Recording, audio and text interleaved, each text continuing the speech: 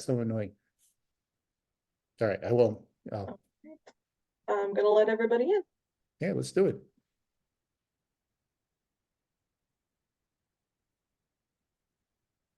Welcome, friends. Welcome, one and all, Pinot noir lovers, lovers of all things wine. Yes. It's Hey, great to see you all. everyone. Yeah, welcome. Hey, Mark. Hi.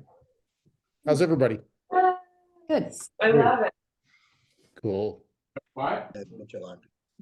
Took forever to get in, but I'm in. Nutrilak like Ochalak. So right off the bat, I apologize if I think we'll be okay tonight, but it seems Zoom has changed the control panel around quite a bit, as they're wont to do. So I apologize if Yeah. I'm a little slow with the technology. Where's the mute thing? I'm going around and I'm muting some of you guys too. I hope you don't mind. Unmute yourselves. You know the deal by this point. This is a very intimate group and we welcome all questions and conversations. So I'm going to mute you just to kind of like get started here, but unmute yourselves at any point in time and feel free to ask questions. And if you're not feeling that forthcoming, then do it in the chat. And Bree will field. Bree is off to the corner here tonight. She's off camera, but she's still here and she's going to be moderating. So if you have any questions or you want to field things over into the chat, we can take them there too. You're not going to be in it. Hey, everyone. They can see you. Greetings. Hi. Oh man, it looks like John is already sitting outside. You lucky dog, man. I know it was beautiful for the past 2 days, and then today just kind of took a dump, man. It was it's cold and it's rainy out, and yeah, we got spoiled. They're killing me, man. That looks amazing. Cool. All right, so it appears to be, well, you know, the group may grow as we go along, as we usually do. So I'm just going to get started. It's 7:06, and I know you all want to drink wine.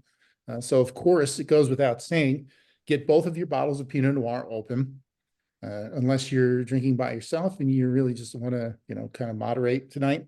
Then pick one because they're both equally as delicious. So just take your pick. Get a glass out too. If you optimally have 2 glasses side by side so we can taste these juxtaposed, that's even better. I only have the Weber. I didn't get the second one. Oh man. Somebody missed me on the second bottle. Oh. Are you sure that maybe, you know, like your wife didn't take it? No, they were under lock and key. Yeah, she didn't head it off at the front door and hide it somewhere. No. Awesome. Cool. So let's get started. And I assume it's pretty evident that, you know, we're going to Oregon, which is great because I don't think, have we been to Oregon yet for these? No. Yeah. So this is a first. I've been there several times and we love it. It's a beautiful place, very cold and wet at times, very rainy at times, but they make wonderful wines. So we're going to go a little bit cover some of the history. We're going to cover the geography, and then of course we're going to taste these wonderful wines. But one of the things I want to kind of impress upon you, I guess, is something we can start with is if you want to kind of take this thought with you: rustic charm and natural simplicity. Try to keep that in mind when you're thinking of these wines, because that is sort of the theme of Oregon wine, the Oregon wine industry, and the history here too. So I'm going to show you a couple of things real quick. And I've been playing around with technology as of late because I want to try to keep up with what's going on out there in the world, and also to keep on improving these presentations too. So I'm using, has anybody here using Google Earth Studio? It's a really awesome tool. And I'm just starting to tap into its capabilities. So let's take a look real quick. First, I want to show you, this is where we are tonight. We're going to the Willamette Valley. It's pronounced Willamette, and they will very quickly correct you if you're out there visiting and you call it the Willamette. They'll say it's Willamette, damn it. And that's the easiest way to remember it. So that's how you get it right. So as you can see, we are looking at the west coast of the United States here, and we are hovering over the state of Oregon. We are going to zoom down into the Willamette Valley, which is up here in the northwest of the state.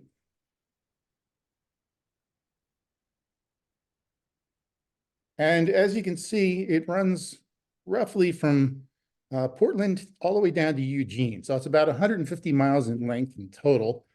And it runs along the western flank of the Willamette River, close to the Pacific coast. And unlike the other parts of the West Coast, some parts of California and also Washington State, there's no coastal mountain range here. So this region is almost directly exposed to the Pacific Ocean. And for that reason, the weather is very variable here. Normally, you're going to get cold and wet most of the year, but climate change is changing that. And there's been La Nina and El Nino several times over the past 2 decades that have really sort of shifted the weather here. So it's becoming more continental now. So you're getting more harsh winters and more dry and hot summers here too, which is making for higher alcohol and more concentrated wines most of the time. So people who make wine in this region will tell you there's no real weather here. It's different almost every season. It's very variable, and you have to be a really good winemaker to make wine in this region because it's always changing and you're always dynamically working with Mother Nature. So this is the Willamette, north to south, about 150 miles in total. And we are going to zoom into the region that we're tasting tonight, and that is the Dundee Hills. That is up in the northern part of the Willamette, closer to Portland. So let's go there.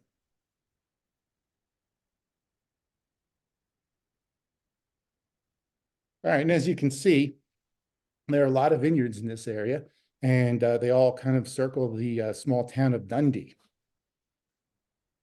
And we're going to go even tighter in than this, and we're going to drop into the Winderley Vineyard.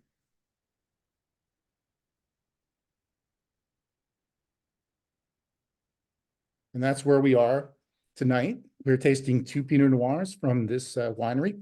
It's only been around since 2006, so relative into the wine world in the United States, it's very young. I wish I had a really romantic story to tell you, but sometimes, a lot of the times in the wine world, actually, you just get wealthy investors who fall in love with wine and want to purchase a winery.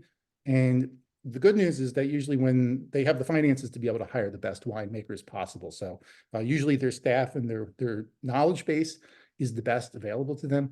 But there's not really necessarily a romantic story here other than a bunch of investors got together and they put together a really nice winery that makes wonderful wines. So let's just kind of rotate around here real quick. We are looking north. Now we're going to swing around and we are looking at the winery to the south. And we're going to zoom right in. Okay, and you can see almost all the Willamette Valley in the distance. We're looking north to south now at this point. What makes this area so unique? They've been making wine here since the 1800s, but Prohibition really kind of put a dent in that. This is a common story. We hear this often. Same thing with California too, almost killed the wine industry in California. But they survived by making fruit wines for a while. So post-Prohibition, Oregon was mostly making fruit wines. And it wasn't really until the 1960s that this one gentleman here by the name of Richard Sommer, he was a graduate of UC Davis in California and a winemaker. And he was hearing whisperings about this place in Oregon where it was possible to make wine. And his professors were telling him, no, California is the place to be. It's impossible to make really good wine in Oregon. Forget about it, kid. But he was defiant and he didn't listen to them. So he moved up north and he moved into the Dundee region where we are tonight.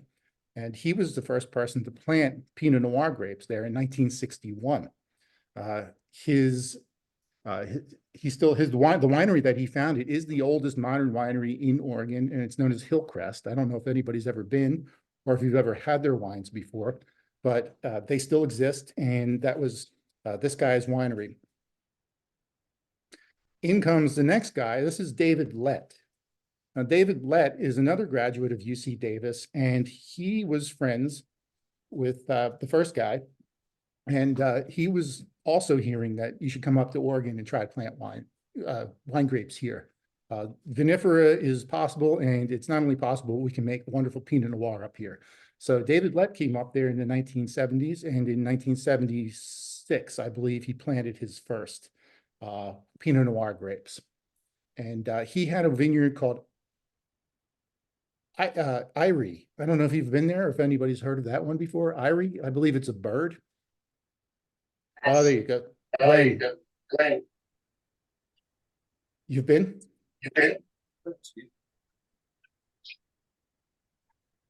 Oh, I lost you there.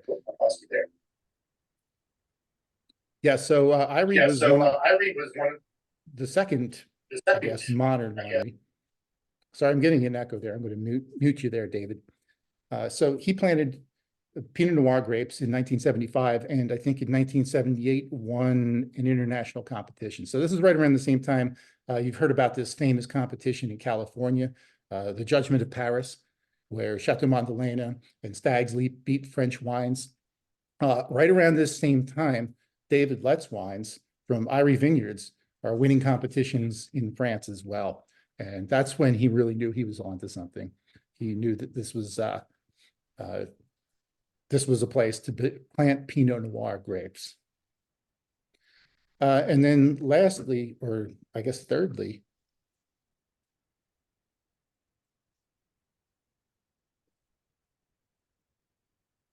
excuse me, this is Dick Erath. I don't know if you've heard of Erath or Knudsen Erath Winery, but yes, he was also a pioneer around the same time too. And all these men were cronies. They were all friends. They were all counterparts. They were all working in the wine industry together. They were all helping each other get this Dundee region on the map. So you can tell, we were talking about sort of like this sort of like simplistic, rustic and like natural charm of this area. You can almost kind of feel where these guys were coming from. You can almost kind of like feel this time of this place in time, excuse me, in the 1970s, where these guys are like, kind of taking a risk and moving away from the bastion that is California and going up into this no man's land and planting these grapes and really kind of like pioneering this area for Pinot Noir.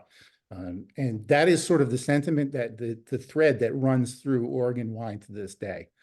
So it's a very family oriented and pioneering sort of spirit that overarches this entire industry here. And tonight we are going to be drinking two wines that are made from single vineyards. This is very common in Oregon, much as it is in Burgundy. They'll source their grapes from other wine growers and grape growers, and they'll buy their grapes from them, and they'll make single vineyard grapes. And tonight we are going to be tasting wines that come from grapes that were planted in 1976 by Art and Vivian Weber. So these are the Webers, and this is of the Weber Vineyard label that we're going to be drinking first. And then Mike and Robin Murto. And unfortunately, I don't think either of these couples are with us anymore. So these are the OGs. These are the original people, old school pioneers who set this area up. And you can kind of feel that when you drink these wines. So hopefully that helps kind of set the stage for what we're going to be tasting tonight. Do we have any questions? Okay. Well, then I say let's stop the screen share here. And I have a couple of more things I want to just drop on you before we start. One of the things I wanted to share with you is if you turn your bottle around here, can you all see that B in a circle there on the bottom left-hand side of your bottom right-hand side of your label? Excuse me. Yep. Yeah, that is a certified Demeter biodynamic symbol. Does anybody know what biodynamics is?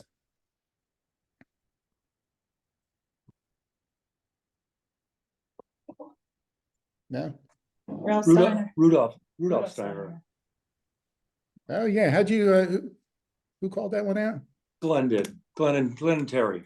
Okay, Glenn. Yeah. So you've obviously done a little research, or you're familiar with this. What do you know about it? Well, it's a combination of organic type elements and astrology, moon phases, horns filled with cow crap. You know, it's Cosmic energy. cosmic energy. It's an attempt to make the grapes part of the environment, kind of like organic, only goes another couple steps. And it does have the phases of the moon and some other pretty weird stuff that you can do too. Not necessarily weird. Okay, it's not weird. Yeah, it is controversial, and it can be viewed as weird if you don't know much about it. It's a little cosmic and woo-woo. But yeah, it was the biodynamic movement was something that was started in the 1920s by a gentleman named Rudolf Steiner. He was a German philosopher and scientist, and he called it anthropophasy. I'm not going to get that right. Anthroposophy, which is a spiritual and scientific approach to knowledge. He saw the farm, or the agricultural unit, I guess, as a self-sustaining organism that thrives through biodiversity, integration of crops and livestock, and a closed system of like fertility, I guess. So it was like this interplay of cosmic and earthly influences. It's very controversial. A lot of people kind of like, freak out when they hear this. But it does have, like you were saying, there isn't just a basic organic element to it. So even if you don't believe in the cosmic aspects of it, there's still just the idea of not using pesticides, keeping a closed loop system within your farm and your land. So you use the animal waste to fertilize plants. You make a treatment out of it to treat your leaves on the trees for pesticides. You let the pollinators come in and pollinate the plants, and you harvest the bees, or you have your own bees on the property and stuff like that. So it's this closed loop system that they believe in. And yes, it is done according to the astrological calendar, and that's where the cosmic aspect comes in. There are these things called preparations, which are made from natural organic compounds, things like chamomile, yarrow, nettle, and they make teas out of them, and they use them to treat the vineyards. So they spray them on there according to the astrological calendar. But as you were saying also, they'll do something interesting. One of the treatments is like stuffing a cow horn with like dung and planting it in the northeastern corner of the property. And they believe that it channels cosmic energy from space down into the land. So yeah, that's where kind of like you start to lose people. But this is all part of the biodynamic movement. And there's actually a company that certifies that now. It's called the Demeter Biodynamic Company. And that Demeter certification on the back of the label shows that they've sort of paid their dues and they've followed all the rules to the biodynamic movement. It's pretty crazy. I'll show you real quick. I'll share my screen one more time.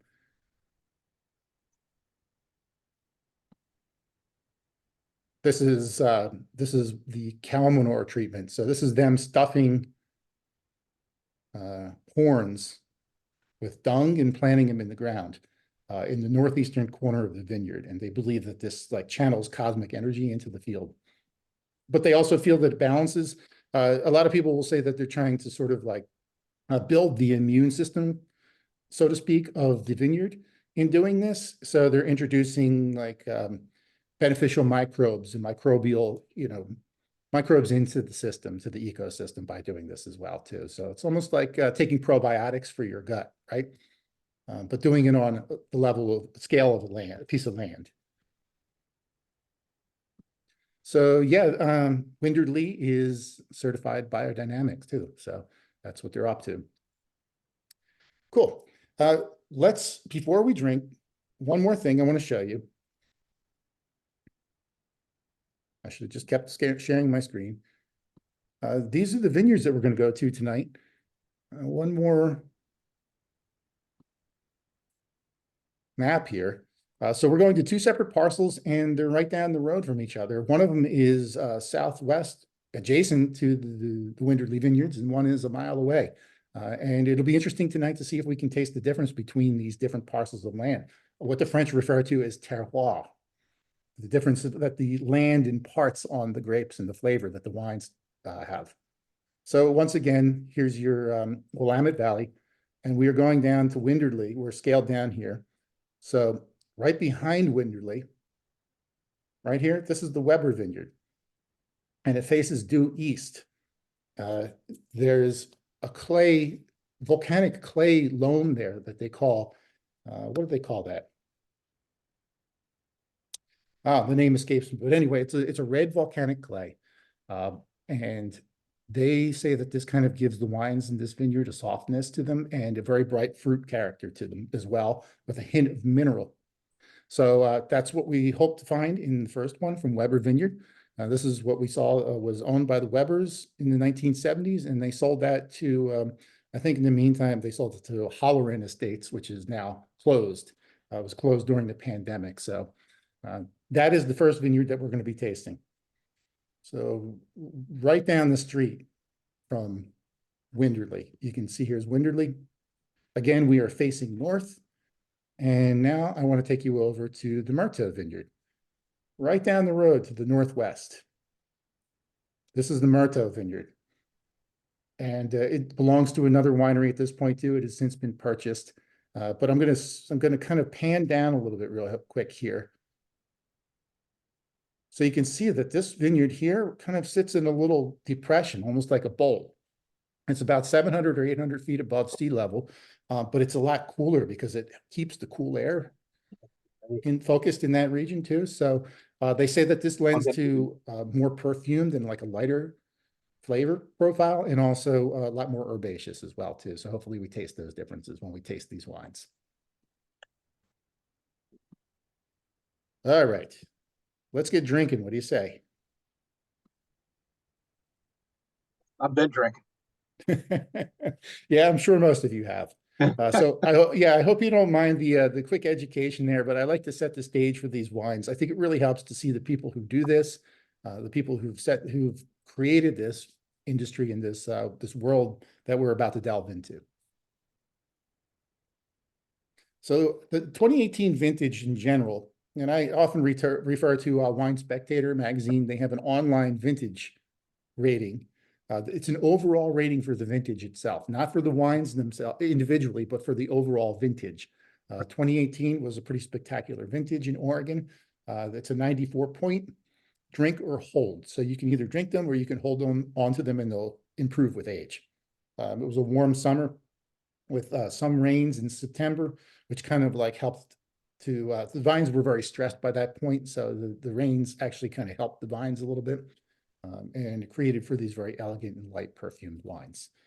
So we are going to start by tasting the Weber Vineyard, the first one that I showed you on the map that is facing to the east and is made of this, this clay soil, this volcanic clay soil. This one I think is a 93 pointer with Venus, and 92 points with Wine Enthusiast. For those of you who follow the ratings. And this one sees 10 months in neutral French oak. So you're not really going to get a lot of oak on this. And that's sort of the French style. They don't really do a lot of oak in their wines.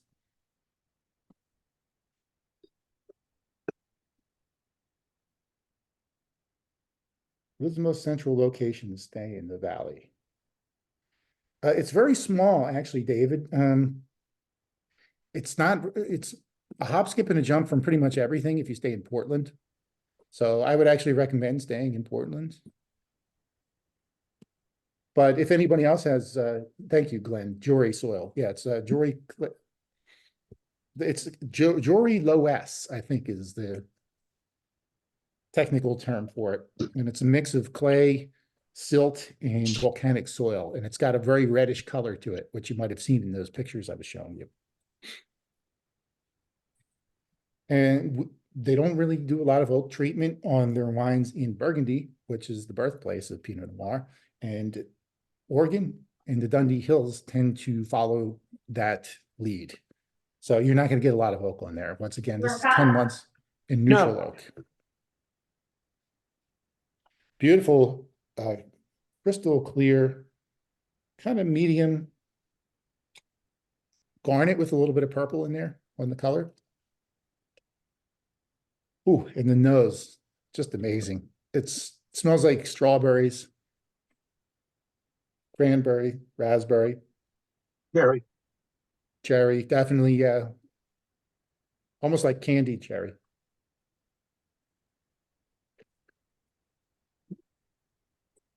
Mm. It's almost like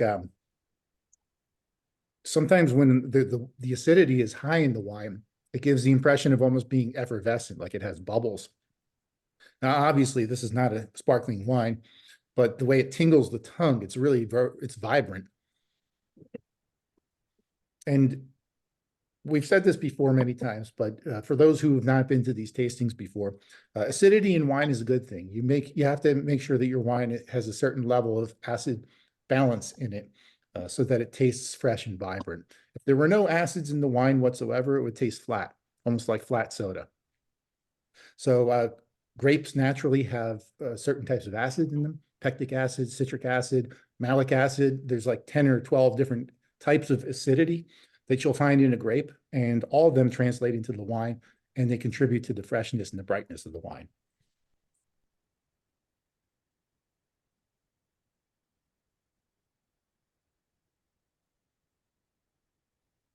Very smooth and light. For you Burgundy wine drinkers, I don't think it's quite as light as a Burgundy red. If you've ever had a French Burgundy Pinot noir before, it's sometimes almost feels like it's non-existent. You really have to kind of like work to get something out of it. Yeah, this is definitely on the scale of weight in the mouth and intensity, a little bit more intense and a little bit heavier than a French Pinot, but it's also very light and elegant too at the same time. I definitely pick up on that. Yeah, what do you think? I mean, are you getting other flavors out of this? Well, the first thing I noticed was the little hint of cherry, and then I could really feel it on the back of my tongue. Hmm. That's where I guess the sparkly sensation you were talking, that's Yeah, where, like a tingle. yeah. But it seems bigger to me than, the typical Pinot Noirs I've had before. And we did have them in France. It was very different. Yeah, it's interesting. It's all relative, right? Yeah. If you were to drink a Napa Cab right now, it'd be like getting hit over the head with a hammer. This relative to that is light, but if you then fly all the way over to Burgundy and taste the Burgundy Pinot Noir, that would seem much lighter. It's all. Yeah. I'm sorry. He was saying it's in France, it's lighter. Yeah, it is. Yes. I remember that was like the first red wine we ever drank. I think some of the lightest Pinot Noirs that I've ever had were from Alsace in Germany. So, Because it's too cool of a region for Pinot Noir. But they do it there anyway because it's so close to Burgundy. So yeah, Germany and Alsace make some really, really light Pinot Noirs. Or is it Pinot's Noir? We were trying to figure that out the other day. Peanuts. Peanuts. Mark, What's up, David? I got a couple things to throw in here. Go ahead. When we opened these bottles a couple hours ago, had the strangest thing when I took off the corks. It almost looked like the bottom of the cork that was touching the wine, someone had taken wax and put on the cork. The sediment was so thick. I've never seen anything like that. It was almost like wax, not like granular substances, crystallization growing on the corks. Mm-hmm. It was very odd. I don't know if anyone else found that, but it happened on both bottles. So I was very concerned. that this wine would not be good when we drank it. I had this as I well. went I ahead- both bottles. Yeah, both Same- bottles. Same for And- us, and it really needed, really needed decanting. Yeah, I'm really glad I opened them a couple hours early and got them in the refrigerator and got the temperature on down. And it worked wonderfully after I strained both bottles. But that was just something I wasn't used to. And so I always, whenever I do that, always, as I put it, tasted it off the cork. And the wine's elegant, wasn't really the term I would use. Ultra elegant is what I would use. And now that they've opened, I am like blown away by just all the flavors I'm getting out of these wines. I should say also, Russian River is my favorite Pinots. Williams Sellium. We had a bottle the other night. I sent it out to about a dozen people saying, just open this, just drank it with Holly. And it was the best bottle. It was 2017 Sonoma Coast. And it was just over the top, really good. I've been buying Williams Sellium since 2010. And this was just one I just happened to grab. And it wasn't an estate. It wasn't anything that I would have thought been over the top, but it was really good. These wines, first of all, if we want to go out very badly to Oregon, we're just wondering, when you enter their facilities out there, do you get a choice of what kind of acid you do? I mean, are you doing window pane? Are you doing microdot? Are you doing LSD? Because listen to these guys, the way they talk about their winemaking procedures kind of reminds me of a lot of that's going on out there. Yeah.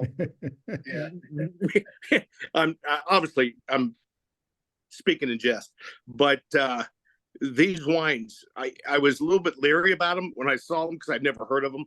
Obviously, I heard of the terroir and in the area, and was very excited to taste them tonight. And I'm impressed. I think they're excellent. And I'll shut up and let you guys go from here. No, that was great. Wonderful input. And I appreciate the sentiments and also the observation about the corks too. I had the same thing. I had some tartaric acid crystals on the end of it. So it looks almost like diamonds. They call them wine diamonds. I didn't necessarily notice the oiliness as much. There are oils and fats, esters and fusel oils, I guess, in wine as a product of fermentation. So yeah, sometimes that is a possibility. But I noticed the crystals more. As a matter of fact, I had some crystals in my glass too. I had some sediment in my glass, which is pretty stunning because it's only, what, 6 years old at most. So it's not a very old wine. But you're dead on as far as the culture out there is very progressive and it's very experimental. I don't think they ever lost that 1970s vibe, from when they started. Yeah, definitely. I remember we were out there years ago and we went to Ponzi and to Adelsheim. They were both two pioneers in the region as well. They were there since the 1970s. And at the time, the fashion was to steam the inside of the barrels instead of to burn them. So you know that they usually toast the inside of the barrels with fire. At the time, they were both experimenting with steaming the barrels because they said it opened up the pores and let more of the tannins out of the wine, into the wine. So yeah, I think it's a very progressive and experimental region, and I don't think they ever let go of that 1970s kind of like vision, which is, I really love it for that reason. They stayed humble, I think is a good way to put it. And I really like that about the area. But yeah, beautiful wines and definitely a little bit more heavy than a French Pinot, French Burgundy Pinot, but not quite so much as like some things that I've had from California and some places in Australia too. I've had some pretty I've had some Australian Pinots before that didn't even taste like a Pinot Noir. It's just too hot in some places. You have to have a cool location because Pinot Noir ripens relatively early, so you can't have it too hot. It's got to be relatively cool, which is why Russian River Valley works really well. That's why Atlas Peak works really well. That's why Oregon works really well too. Awesome wine. Anybody else have any input or feedback regarding that one particular wine before we move on to the next? Hey, Mark. Yes. Interesting thing, and I always like to check the weird stuff about a wine, stuff the average person doesn't smell or taste. But wifey here, she said, I get a little bit of rose on the nose. Okay. And Yeah. and for me, it's not just like a red rose, it's a pink rose. Little pink rose on the nose, which I think is very interesting. Yeah, you're right.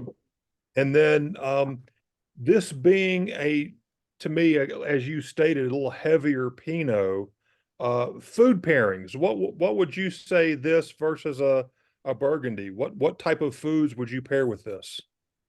Oh, this one, well, Burgundy is traditionally paired with like poultry, a lot of roast poultry, white meats, pork, chicken, guinea hen, not guinea pigs, no, guinea hens.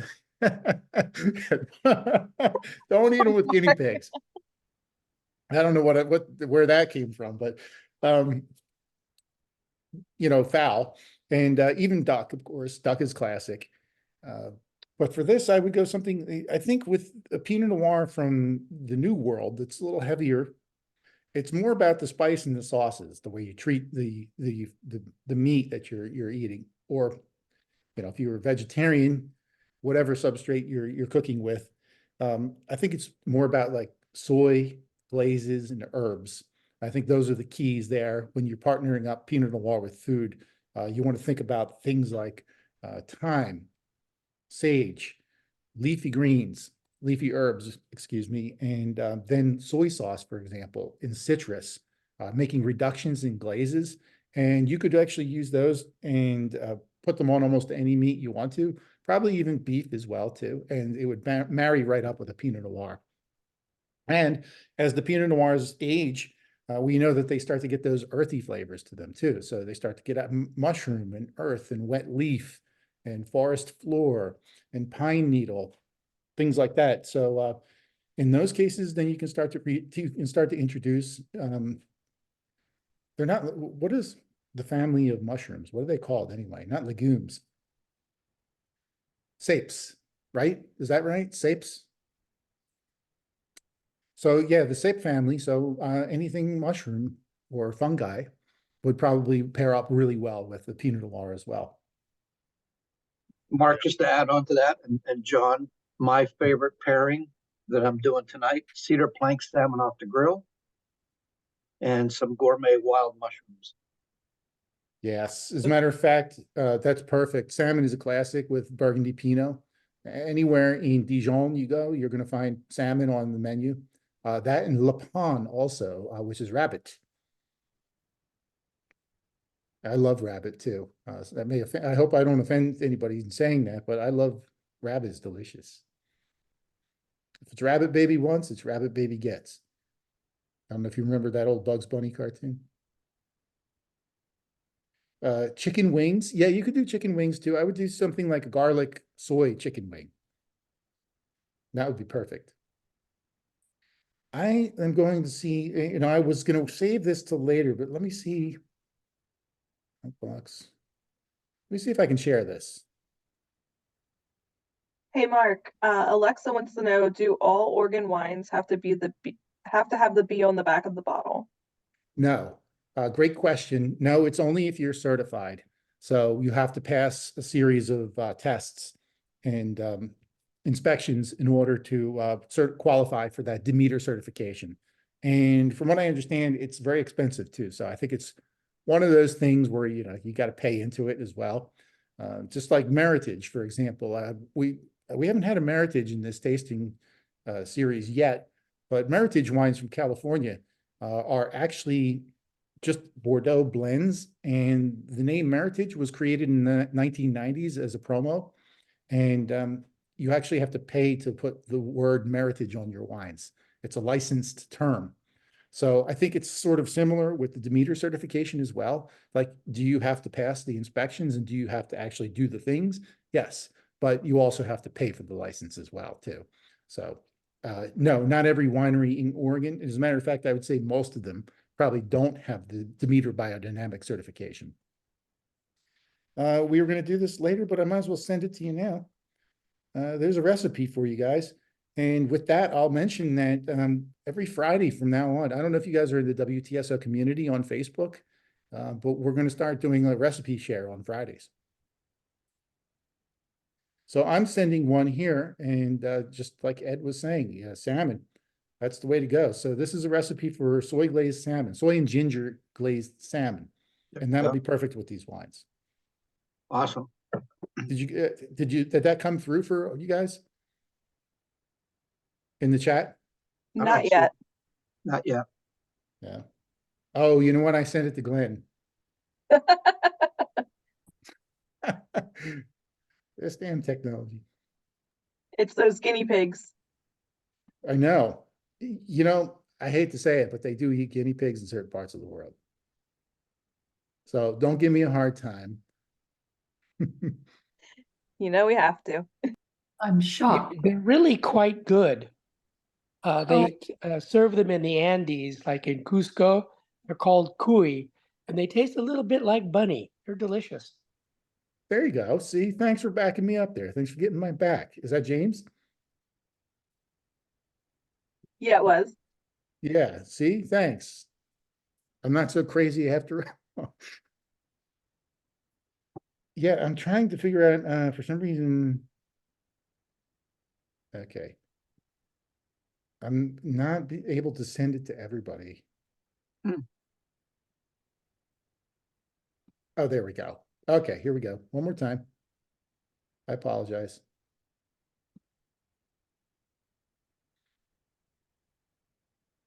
And the post on the Fridays, like Mark had mentioned, it's going to be listed under Foodie Fridays on the community page if anybody is interested. I am. I love cooking. Oh man, there's nothing better. This time of year, we've been watching the Phillies games as of late, but normally in the wintertime, we just put on classical music and open up a bottle of wine, and my wife and I in the kitchen. It's joy. I love it. Did you get it that time? Does everybody see the file now in Yeah. the chat? We got it. Yes. Okay.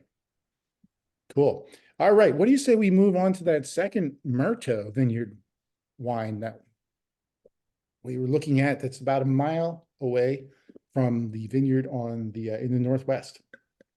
This is a cooler site. They say they usually pick the grapes here last for the season. It's at about 700 feet above sea level, and they say, for some reason, and I'm not sure why, the wines that are made in this vineyard, the Murto vineyard, are darker.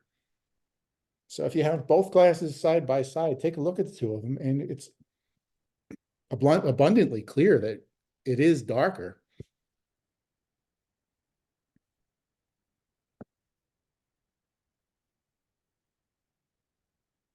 Let's give it a little swirl. Little sniff. Okay, right off the bat, this one to me is a little bit more earthy than the other one. So the first one, the Weber, was more fruit. And this one to me is almost herbaceous. It smells like dried sage. And my wife is a yogi, and she's an acupuncturist, and we have a lot of sage and smudging sticks around the house.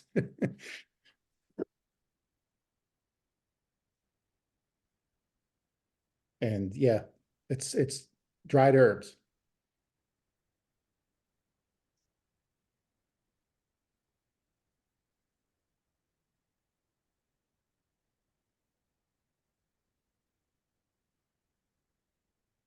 Mm.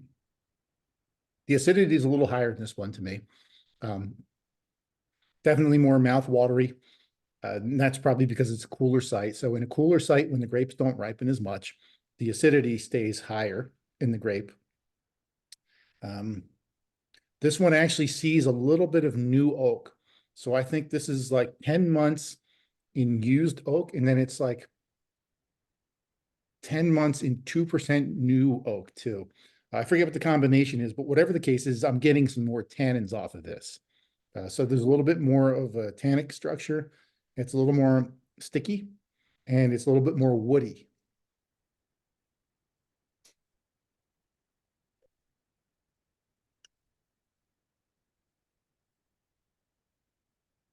And the fruit is not as intense as in the Weber. This one to me is a little bit more like dried fruit, maybe even dried flowers, like a potpourri. And then there are those herbs like the sage and the thyme. That's really cool. They're a mile apart, those two vineyards. And they're both made from the same year, same vintage, and essentially in the same way too. So there's a really great demonstration of how different two wines can be from separate vineyards, parcels of land. What do you think? Does anybody have any feedback or comments on this one? I don't know if it's my nose or it took me longer to really get the to really smell it. I don't know how else to say that, but it just took me longer to get it. It's Where not as, yeah, it's not as intense. It took me, I'm 100% with you. I opened these up before we started, and I was kind of tasting through them to take notes and everything like that. And there was nothing in the glass to start with. yeah, but it slowly is kind of growing on me. And Slow. then towards the end, all of a sudden, I don't know if you're getting this or not, later after it was open for a while, I started to get licorice. I don't know if anybody's getting that or not. I actually tasted a little bit of raspberry after it had been open for a while, and we drank a little bit. By the way, this is my first time with this tasting. The couple that invited us, I really appreciate it. Just having the difference and to be able to appreciate how hugely different the flavors and the profile can be, it's really very cool. I really appreciate it. Oh, thanks. Where are you located, Michael? Stuart Strath, Virginia. Oh, okay. So you're not too far from us. I'm in Pennsylvania. Okay. Yeah. Hi, Welcome. it's Michelle saying hi to you and Anita. Hi. Nice. Hi. Hi, Michelle. Hi. We met at a Yes. Yes. We had a lovely time. It was great. They told us how wonderful this was. Well, that's wonderful. Yeah, spread the word, man. It's the more the merrier. I love this group. I love doing these tastings. This is basically how they go. So it's just an open forum for friends to talk wine and life. And hopefully learn something along the way too. Yeah, there's definitely, like now that it sits with me for a little while, there's some licorice coming out of there. Yeah, very cool. So do you have any questions about either one of these? Anything that I haven't covered? I mean, we've seen where this location is. We've learned about the history of the region. We've learned a little bit about the Pinot Noir grape. If you want to just have some questions, have an open question session at this point, or if you want to go back and revisit the first wine and talk about that a little bit, I'm open. Let me know what it is. I'm curious what people think about the first one over time. One of the things I usually comment on these is how the wine evolves and it tastes like a different wine over the course of this tasting. And the first one, the Weber, I definitely smelled the fruit, but I didn't so much taste it. But now it's changed a lot for me, and the fruit is really coming through on the palate.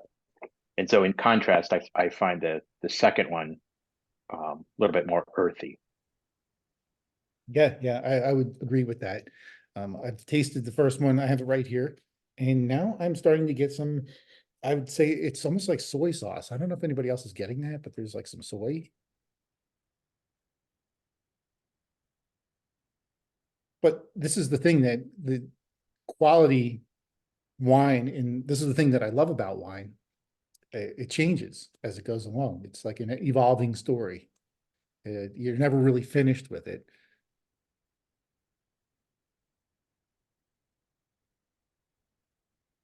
Hey, Mark, this may be something everyone already knows, but it's probably worth discussing, and that is Pinot Noir in California versus Pinot Noir in Oregon.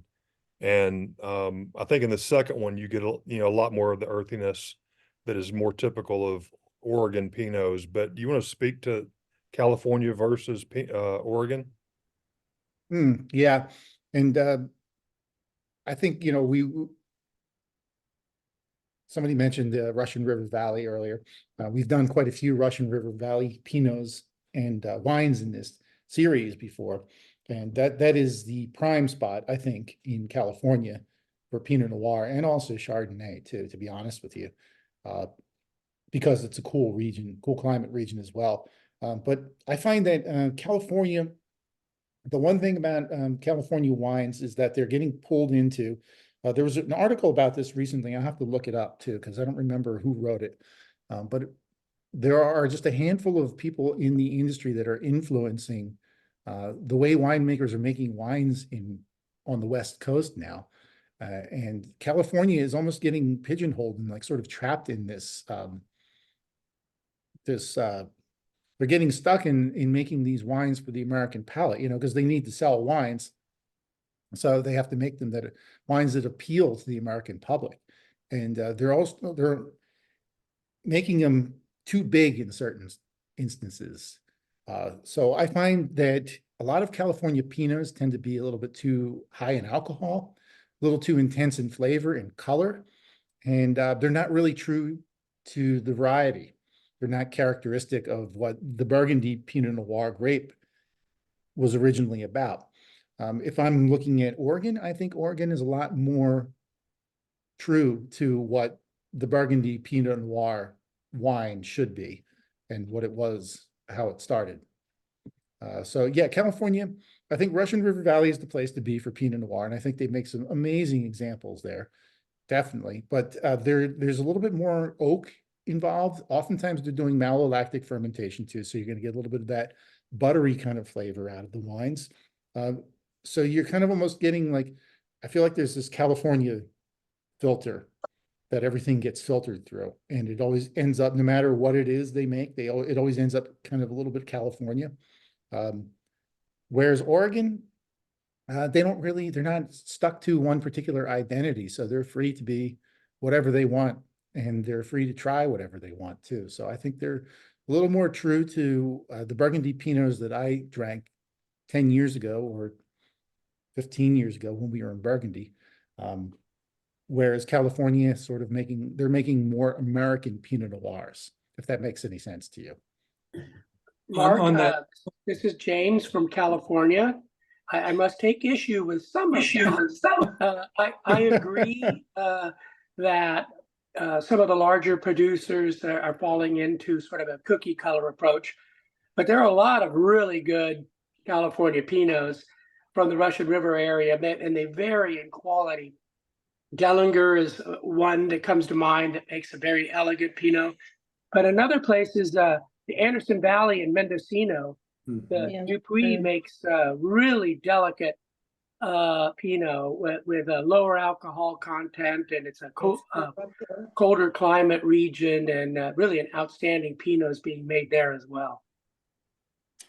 Well, I had to come to defense of my state. that's okay. That's okay. On the Burgundy theme. So you've got Domaine Drouhin, who changed everything in the late 80s by the first French company to buy land in the Willamette Valley. In fact, back the street from Winderley. And the phrase on the Domaine Drouhin bottle is Oregon soil, Burgundy soul. French soul. And now there's a whole bunch of French Burgundy people that own land and are making wine in Oregon. Yeah, I mean, Joseph Drouhin was one of the first in. I mean, as soon as he caught on that David Lett was making in the 1970s, when David Lett made that first Pinot that was beating the French Burgundy in competitions, Joseph Drouhin from Burgundy was right in there There's Drouin Estate, I think, or is it? I think it's Drouin Estate. And also Louis Jadot also has a strong presence in the region as well. It's Domaine Drouin, Oregon. Domaine Drouin. And yeah. they also opened a new winery called Red Rock. Rose Rock. Rose Rock. It's down in Eola, It's Amity down, Hills. yeah. Yeah, Eola's another place too that makes really fantastic Pinot Noirs. And Louis Jadot, I forget what theirs is called. Yeah. There's more of them. Yeah. There's a whole There's- bunch. Nicholas there's J. Something Lingua. Lingua Franca, a bunch of them now. But yes, if I seemed like I was dissing the Russian River Valley, I didn't mean to. I apologize. They make some fine, amazing Pinot Noirs that I would definitely vouch for.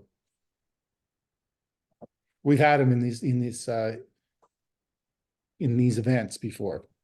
Well, Mark, to your point, I'm drinking while you guys were drinking the second Pinot, which I didn't get. I opened a bottle of the J Vineyards, which we drank before in the past in the Premium Wine Club. The Barrel 16, which night and day compared to the one we just had from Oregon. As you say, bigger, a lot more fruitiness to it, way darker in color. The alcohol was only 14.4 versus the 14.2 in the Oregon one, so wasn't a big difference there. But I definitely taste the difference between California and what we just had on the first one. So while you guys were drinking both of them, I was drinking J Vineyards on the second one.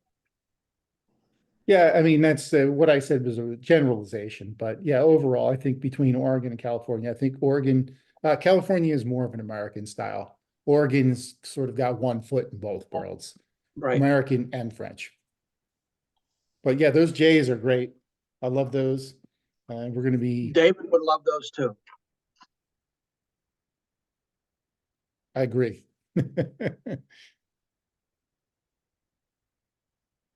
Cool. All right, let me launch. I'm getting a little bit of feedback from somebody here. Somebody's got a It loop might be going me. on. I just unmuted. Oh, do you have two things going? Two computers? No, not that I'm aware of. But you have another David on the line here that's knows a lot about wine. I'd love to hear what he has to say about these subjects. David Lawrence, speak up.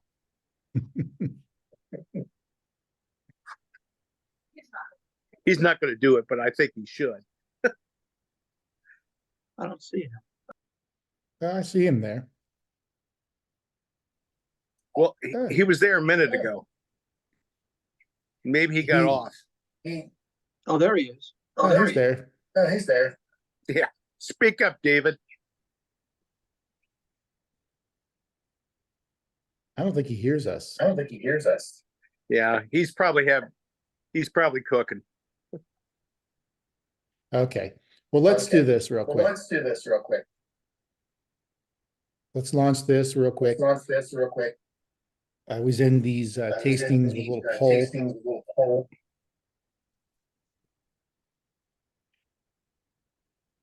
Which one? Oh, the Weber. No, Murdo.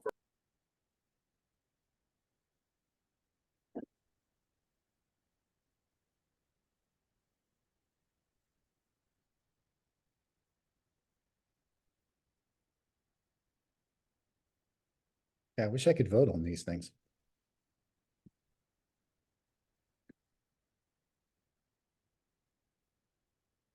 You can still tell us. I will. Yes, we wine lovers are very passionate and opinionated, that's for sure. So yeah, we will definitely tell you. Which is okay. That's what I love about it. There's no right or wrong when it comes to this stuff.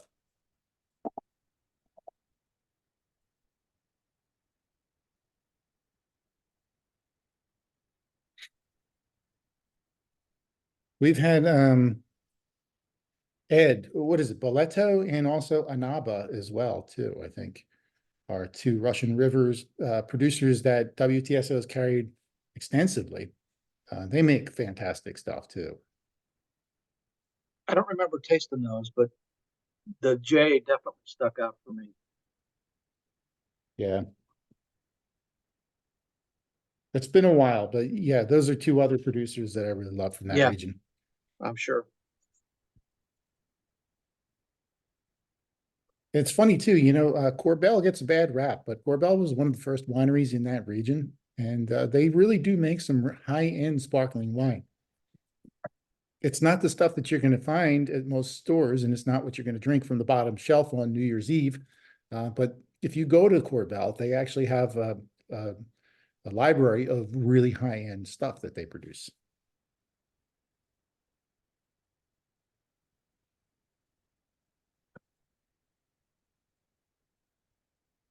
Okay, cool. I'd say we're close to, yeah, 19 of 21. We usually don't get the whole group to vote, but it looks like, yeah, an even split.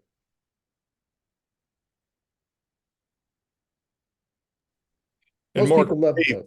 the second one, was it the Murto? Yeah. Mhm. That had the biggest upside with age. It's like as that stayed open longer, it got better and better.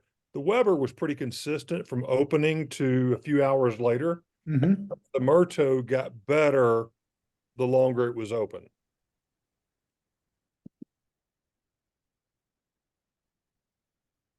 I think there's more there. You're right. You know, whereas I think the Weber is like mostly fruit, and it's a delicious wine and it's just intrinsically pleasing. Uh, the Marto has sort of layers to it that keep on, like an onion, that keep on unfolding as it goes along. Yeah, I'm tasting the Weber now, and it's the same thing that it was an hour ago. It's the same wine that it was an hour ago, whereas the Murto is really kind of like unpacking.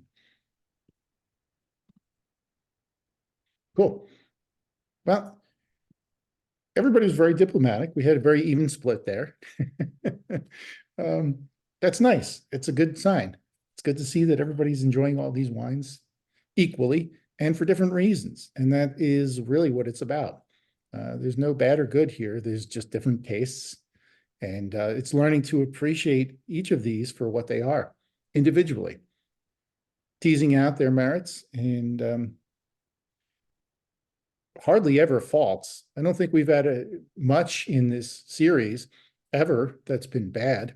I think once in a while somebody's may get a bad bottle here or there, but I've never tasted anything bad in this entire premium wine club. So both really wonderful for different reasons.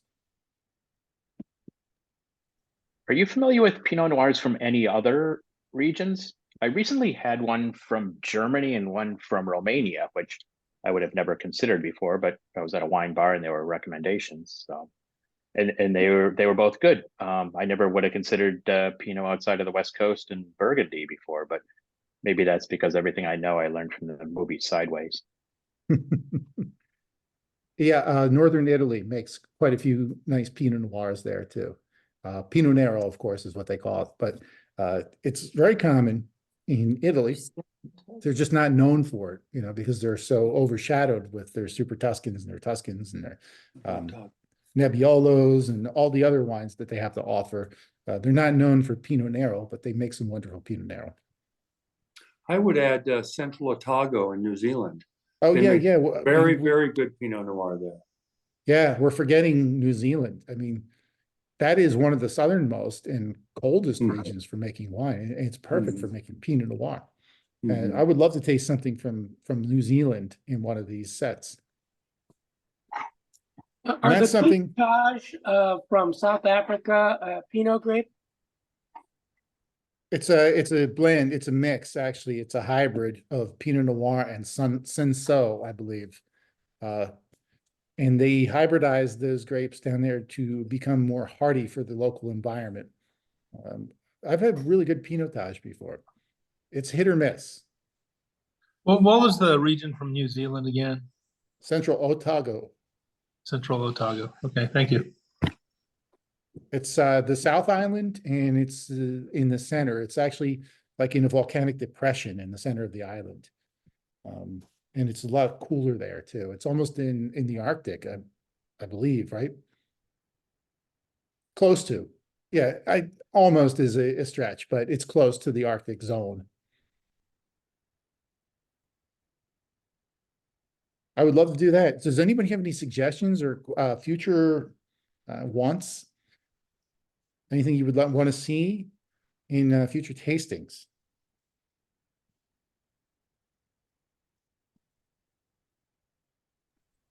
I would I'd like love to see New New Zealand Zealand.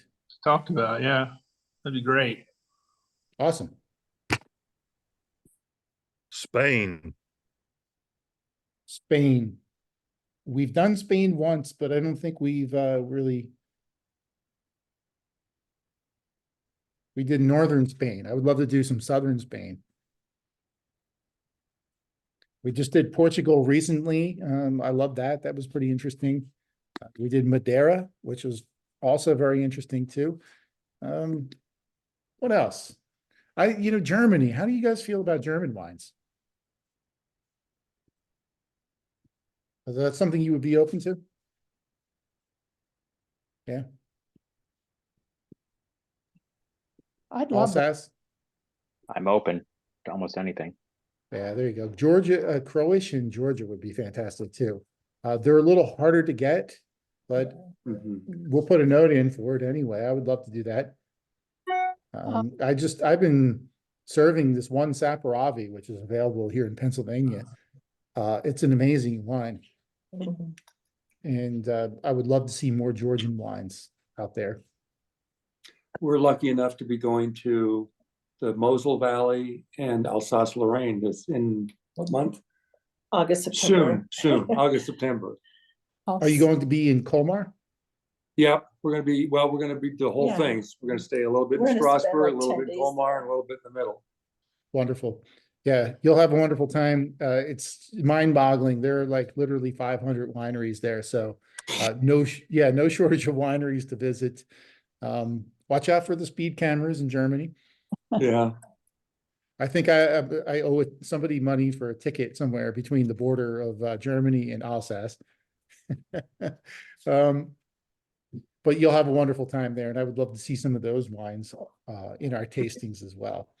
So let me just segue into what we're coming up to next. Yeah. We have some special things coming up in the next two sets. So if you stay in the wine club, or if you know somebody who wants to try it for the first time, there are going to be some gifts in the next two sets. So additional gifts. I can't say what they are, but we're just putting that out there. And we're going to do one coming up next month is going to be a vertical tasting of field blends from Sonoma. This one family winery that makes some really interesting blends, including grapes like Syrah, Cabernet Sauvignon, Merlot, Cabernet Franc, and Muscat Canelli, which is an Italian grape. So this is a true field blend. Back in the old days, the ancient times, they used to just grow all the grapes together in the same field, and they would harvest them all at the same time, and they would throw them all into the same bin and crush them at the same time. And these are what we call field blends in the wine industry. So this one winery in Sonoma is making field blends. They're very boutique. It's not a place that you can visit without an appointment. So it's a very small winery, and these are very limited edition releases. So we're going to taste 3 field blends from this winery in Sonoma. And then we're going to be doing Sauvignon Blanc from the Loire Valley of France.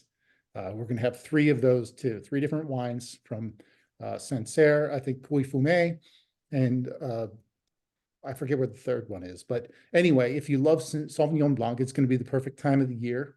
It's going to be hot by June. So we're going to be ready to drink some crisp, white Sauvignon Blanc. Bree, do you want to add anything? Did I miss anything? We do have a rosé white and sparkling sale coming up on the 22nd, I believe. It's only a 24-hour sale. So if you want to stock up for any get-togethers or anything, it'd be a great time to do that. Did anyone take advantage of the Bagnell Marathon this past week?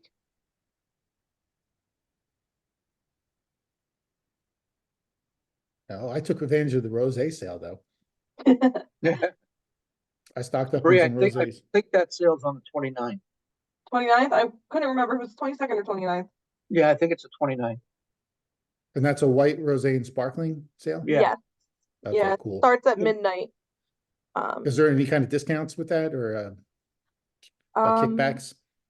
I believe there's Usually it's like $10 it's for if every you- case. yeah, I think it's the same.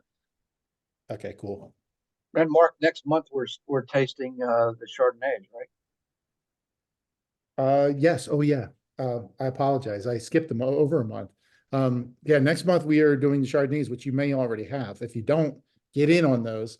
I know people have, some mixed feelings about Chardonnays, but you shouldn't. These are some of the best that I've ever had. We have Grand Cru Chablis, and then we have Chardonnay from the Russian River Valley. Ramsgate. Which is, yeah.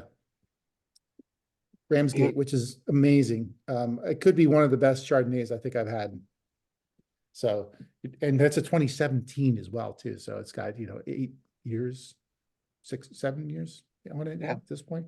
Yeah. So, yeah, it's rare to see Chardonnay last that long and also taste as good as it does. So yeah, definitely get in on that. Are they buttery Chardonnays? No, not at all. No, both of these, Lindsay, the Chablis is very rarely ever oaked or buttery. Because that's the style in France. They don't really oak them or they don't do malolactic there. So it's not going to be very buttery. That one was very crisp and acidic. And the one from the Russian River Valley had a slight touch of oak to it, but more to me when I tasted it like roasted almonds.